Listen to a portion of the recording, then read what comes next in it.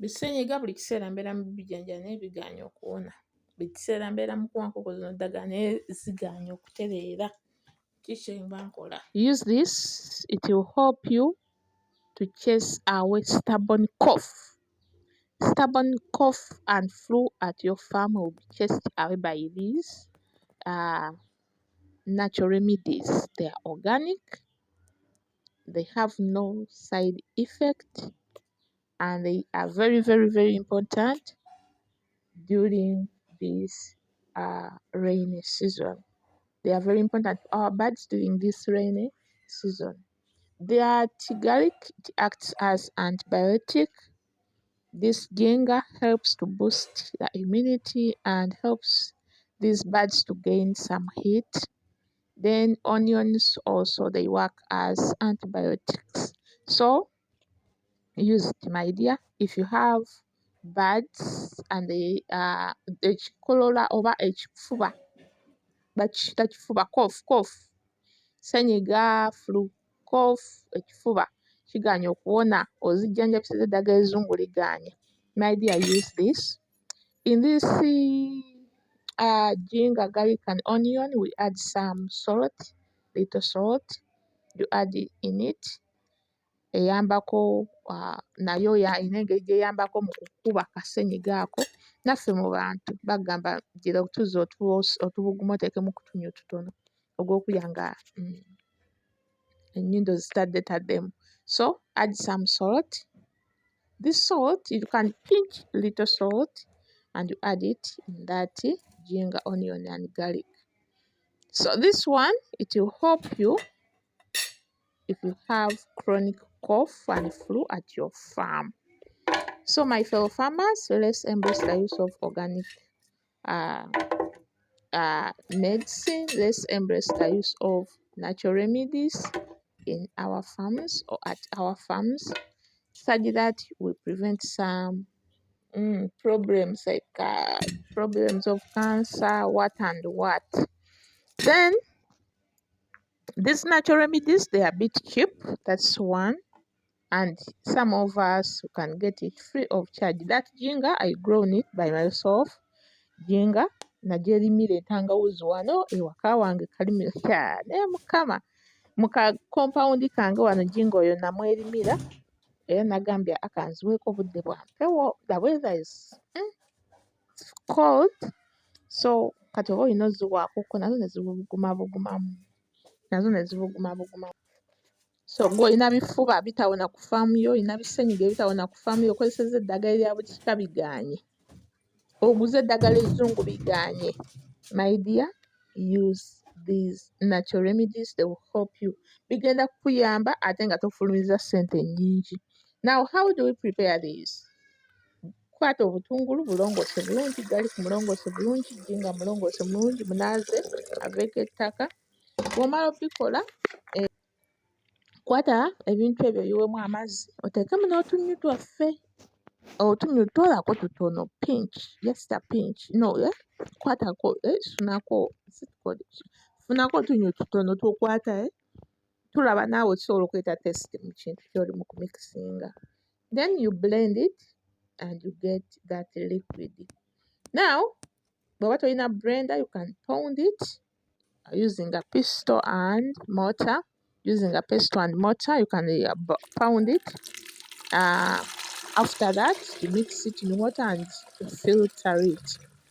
The mixing, emaze omunnyu gwaffe, entangawuzi, garlic and onion, omaze obiblendinga, kati awo we are filtering it such that enkoko zinywa liquid eri. Now, these residues oba ebisigalirwa oba ebicaafu ebyo ebiba bisigadde, the residues, we don't throw it away. Now, what we do after getting the other liquid, the juice, we are going to get this liquid and put it in the drinkers. And enkoko zino zirumye nga olwewo ziwa amazzi, bwe zinaaba ziruddewo okunywa amazzi bino ebintu zigenda binywa bulungi because taste yaabyo teri nnomo ng'amazzi gano aga bulijjo, so zisobola obbigaana. Kati ng'oyagala zikunywera ebintu bino, bw'oba ng'ogenda ziwa amazzi, zirumyemu toteekayo mazzi oba zirumyemukko obiteekeyo ng'ennyonta ezirumye like obanga amazzi ogateekayo ku ssaawa 2 amazzi oba obadde ogateekayo ku ssaawa 2 zirumyemu ogateekeyo ku ssaawa 3 oba 4 ojja kusanga ng'ennyonta eziruma ennyonta bw'enaaziba eziruma zijja kutuukira ku bino ebintu zinywe kati gwe kitwale nti ge mazzi toteekamu bingi nnyo oteekamu bitonotono bye zisobola okunywa then ebirala osobola obitereka n'obizongera enkya okitegeera ekintu ekyo so zirumyemu ku nnyonta ennyonta bw'enaaziruma zigenda binywa kuba zijja kuba tezirina solution yonna kati gwe kyokola teeka bulungi mu drinkers ogere nti nziwa emmere essaawa meka ssaawa emu nti n'amazzi oziwa amazzi n'emmere kati zitwalire emmere yokka zisooke zirye nga tezirina mazzi bwe zinaaba tezirina mazzi ennyonta egenda ziruma nga w'otwalirayo kyonna ekyokunywa zijja kunywa buki bunywi akalala kakodyo kankolera ate era nkakozesa nnyo gwe naddala enkoko zo nga ndwadde fuba okulaba nti osooka n'ozirumyamu ne bwe liba ddagala lino ezzungu zirumyemukko okuziwa amazzi bw'onooteekayo bw'oti nga eddagala eryo lya mazzi bw'onooteekayo bw'oti ebintu ebyo by'otaddeyo eby'omu drinka oba ddagala oba kati nga eno entangawuuzi biki zijja kutuukirako zibinywe kuba zinaaba tezirina solution ate ng'ennyonta ekola ki ng'eziruma naye sometimes enkoko zino tuziwa eddagala ne zigaana oddinywa mu butuufu ne zigaanira ddala ezimu ne zinywako endala ne zigaana kati bw'oba ozirumizza ennyonta terina weerigaanira atleast enywako akatono okitegeera ate bw'oba osazeewo okuziwa ddagala ziwe eddagala throughout zonna zibe nga zinywa ddagala mu gundi mu drinkers zonna mubeeremu ki ddagala okitegeera tozisaasira nti ate zinaaba zigaanye zinywe ku mazzi teekamu ddagala nga zonna drinkers mulimu ki ddagala kati nga buli lwe yeekyusa okunoonya ekyokunywa enywa ddagala okitegedde ekintu ekyo so entangawuzi eno egenda tuyamba okumalawo ebifuba mu nkoko zaffe okumalawo bisenyiga bye bistaboni kofu ng'obijjanjabye tebiwona obijjanjabiza eddagala ezzungu tebiwona buli kiseera enkoko ezo zibeera ne senyiga bifuba kozesa ebintu bino mukwano tojja kwejjusa kubanga nze binkoledde nze ate era sitayagula ddagala eryo ezzungu lya nkoko eryo naddala bisenyiga biki nedda lwaki nze nnyumirwa nnyo okukozesa ekintu nga mmanyi nti sigenda kufulumya nnyo okuggyako obulwadde nga buli very very very serious ate era still enkoko zo oba ozimanyizza ziwa ebintu bino n'ebisenyiga tojja birabako ku faamu yo bisenyiga bisujjasujja gwe zimanyizo ziwa ebigagi mululuuza ntangawuzi butungulu garlic kimyula ki ekirala bingi mulinga biki tojja kulaba ku musujja tojja kulaba ku ssenyiga ku nkoko zo okitegeera so mmwe abakaaba ssenyiga obudde bwa mpewo enkoko mulina ozitetenkanyiza mulabe ng'enkoko tezibalwalako mugenda kwevuma bizinesi because temugiwa budde temugitetenkanyiza bizinesi yonna yeetaaga okuyiiyiza yeetaaga obudde enkoko zino zino ziwa obudde n'omanya nti bannaye enkoko zino kati ssenyiga yaziruma kati kandiye kino ne kino ne kino ogenda okuleeta eddagala ezzungu nga tisi byonna obikoze biweddeyo kuba kati entangawuzi eno nze bwe mmanyi gyerimidde wano buno obutungulu bwe tulyako ewaka galiki abeerawo ewaka bwe tukozesaako kati ntolako nempa enkoko zange kiba kitegeeza kinene nnyo kale kambaye nti obutungulu mbuguze buguzi ne galiki siringi 1,000 then n'enkya 1,000 ne luli 1,000 ze 1,000 mmeka ze 3,000 enkoko zo ng'omaze ozijjanja ennaku 3 bwolwakiganye zongere n'olwokuna okitegeera then wolanga mulimu ezonye nga mulimu eziganye ezo eziganye zikwate oziseparatinge oziteeke samuweya otandike oziweera ku bbomba ebbomba ebbomba eno esika okubeera mils gyako kali akafumita osika eddagala otandike ozinywa osobola oziwaayo mils 2 bw'olaba eziganye gwe zolaba nti bangi ziri bubi zijjeeyo zinywese bunywesa kiba kitegeeza ezo tezinywa gwe olaba ogiwadde ennaku 3 egaanye ekuwona manya eyo tenywa kati ginywese zirondeyo naye zibanga 10 musobola ozikwata nga buli kawungeezi oba buli ne ku makya ne muziwa ne zinywa ojja kulaba nga ziwonye ate nga tofulumizza kinene ate nga bintu by'okozesezza biri organic tebirina side effect yonna kitegeera ekintu ekyo abagamba abali mu buludde obudde buno obw'empewo mufe okulaba nti enkoko zammwe mubikka amatundubaali obudde bw'empewo nfe okola nti enkoko muziwa essigiri nezimatira ne zifuna bulungi ebbugumu you get so ojja kulaba nga ofulumye bulungi mupulita obukokoote bukufuddeko nnyo obukokoote bulwadde naye bwe muneesuulirayo gwa naggamba nga temufaayo ba mikwano mugenda kwevuma bizinensi mugitamye n'abatannagiyingira mugitamye n'abatannagiyingira nammwe mugyetamu mwennyini so tufeeyo tukole buli kimu kye tulina okukola bizinesi tuziwe obudde wabula ngamba olaba ebyokola byetaaga era nga mmwe abatalina byakukola maidiya tulina ebyokukola omanyi bwe naye mukama katonda bwe muti we mutubeerako ne muwoza tetulina byakukola mukwana ebyokukola tubirina naye era tulina ebyokukola bya nkoko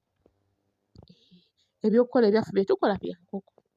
kati gwe munnange bw'obanga olunda nkoko ng'olina ebirala by'okola gwe munnange ebyokukola olina bingi so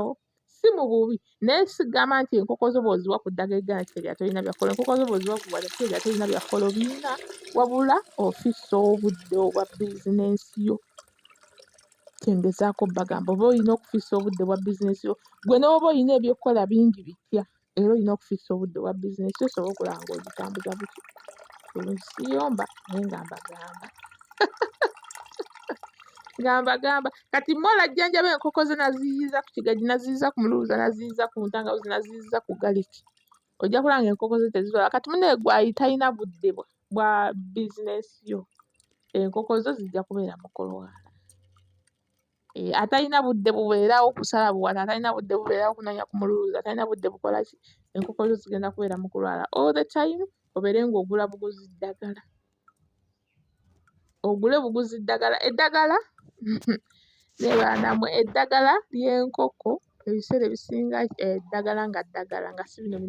ebya bulijjo vitamini biki ebiseera ebisinga zibeera mu gumu kitundu ekipaketi ebiri kitundu kati bw'oba olina enkoko nnyingi oba ogenda kufulumya emitwalo ng'ena ogula ddagala lya ssenyiga ogula ddagala lyaki ate era si ozijjanjaba zigaana okukola ki okuwona kati ogenda kuŋŋamba Molly kati ate ffe tetulina blenders kwenda kukuba juice oyo oba okuba ntangawuzi eyo na biki na garlic na onion sekula mu kinu my dear sekula mu kinu muleke kwekwasa sekula mu kinu okitegeera sekula mu kinu bw'omala oteekemu amazzi osengejje osobola n'obbitokosaako oba osazeewo okubitokosa era osobola obbitokosa oba osazeewo ziwa bitokofu bitatokose era osobola ozikola ki oziwa naye nga mukozesa ebintu bino bijja bbakolera kubanga nange binkoledde mubikozese bijja bbakolera ate nga okekkereza tofulumiza kinene okuggyako ng'olaba nti enkoko zigaanidde ddala